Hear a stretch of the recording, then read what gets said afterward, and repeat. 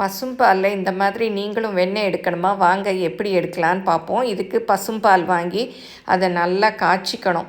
நல்லா ஆடை வர்ற அளவுக்கு காய்ச்சிக்கிட்டிங்கன்னா தான் திக்காக ஆடை வரும். இந்த மாதிரி காய்ச்சிட்டு இது வெது வெதுன்னு வந்த உடனே நம்ம தயிர் ஊற்றி எப்போவும் உர ஊற்றுவோம் இல்லையா, அந்த மாதிரி பாருங்கள் எவ்வளோ ஆடை வந்திருக்கு.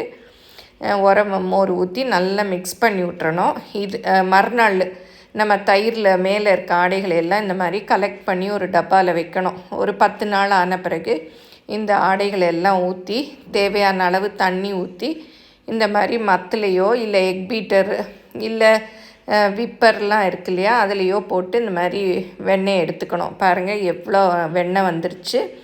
இதை அப்படியே கையை தண்ணியில் நனைச்சிட்டு எடுத்திங்கன்னா சூப்பராக வெண்ணெய் வரும். இதை உருக்கி நெய்யாக காய்ச்சியும் யூஸ் பண்ணிக்கலாம், அப்படியே வெண்ணெயாகவும் யூஸ் பண்ணிக்கலாம். இந்த மோரை உப்பு போட்டு ஜீரகப்பொடி போட்டு குடிக்கலாம். ட்ரை பண்ணி பாருங்கள்.